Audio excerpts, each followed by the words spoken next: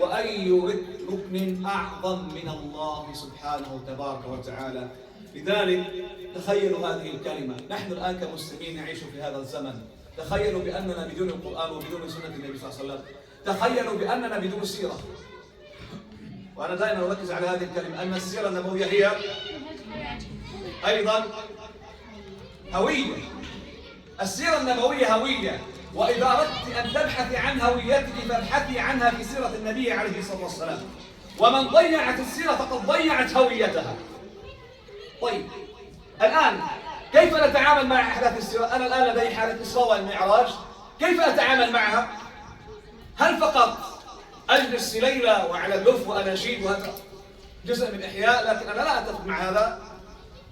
أم لابد أن يكون لدي الإسراء والمعراج كحدث، وأي حدث في السيرة؟ قال أولا أن أفهم الآيات القرآنية التي نزلت في هذه الحادثة. بالله عليكم نحن الآن الموجودين هنا، هل فكرنا أن نقرأ تفسير مثلا عن سورة الإسراء والمعراج، عن سورة الإسراء؟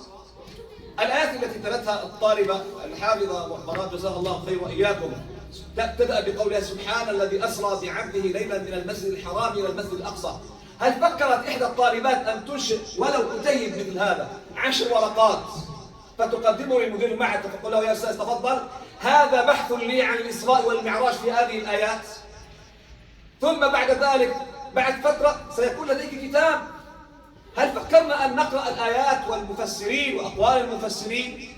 إذا الطريقة الأولى أن نتدبر الآيات التي نزلت في تلك الحادثة، ثم بعد ذلك أخذ الدروس والعبر. شيخنا الله يجزيك خير، أنت تفضل في مواقف لو أراد أن يشرح كل واحد منها تحتاج إلى محاضرة، إذا لا يجب أن نمر عليها مرور الكرام، يجب أن نأخذ الدروس والعبر.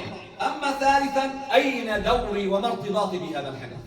وهنا محور كلامي. المعراج حدث للنبي صلى الله عليه وسلم، والإسراء حدث للنبي صلى الله عليه وسلم. أسألكم بالله عليكم، أين إسراء اليوم؟ وأين معراج؟ الإسراء كان من النبي عليه الصلاة والسلام من المسجد الحرام إلى المسجد الأقصى. فأنتم يا جيل الأمة الصاعد هل لكم إسراء من بيوتكم إلى مراكز العلم؟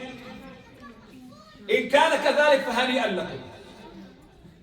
كل أخت فاضلة يجب أن يكون لديها إسراء من بيتها إلى حلقات العلم. إن لم تستطع أن تأتي فعبر برامج العلم الآن الحمد لله متوفرة، بل يكون لديك إسراء. ثم بعد الإسراء لابد أن يتبع بإيش؟ بمعراج. وأما معراجي ومعراجك ومعراج كل واحد ما هو؟ جميل جدا. الصلاة ثمرتها إيش؟ إن الصلاة تنهى عن الفحشاء والمنكر ولذكر الله أكبر.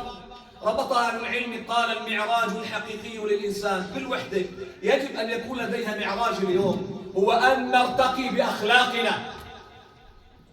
من أرادت أن يكون لديها معراج يجب أن ترتقي بأخلاقها. لماذا؟ لأننا صراحة اليوم نعيش صفر أخلاق إلا ما رحم ربي. إحدى الكاتبات الكويتيات على ما أظن جزاها الله خيرا كانت كاتبة من مقالة على منتدى في قناة الجزيرة، هذا الكلام الله يعني يأس يا أستاذي. ماذا قالت؟ قالت اليوم نعيش تصحر إنساني. التصحر احنا لما أخذنا الجغرافيا شو تصحر التربة؟ أرض صحراء شو معناتها؟ قاحلة، لا يمكن أن تكون فيها، لا يوجد ماء، لا غير مؤهلة للزراعة، غير مؤهلة لأن ينتج منها ثمرة، صح ولا لا؟ اليوم نعيش للأسف تصحر أخلاقي إنساني. شو معنى التصحر؟ أصبحت قلوبنا مليئة بأشواك الحب، أصبحت قلوبنا مليئة بأشواك البغضاء والكراهية لما بين بعضنا البعض. ألا ينتشر الآن بين المسلمين حقد وشحناء وبغضاء؟ والله تعالى قال ولا تنازعوا. تمام. إذن اليوم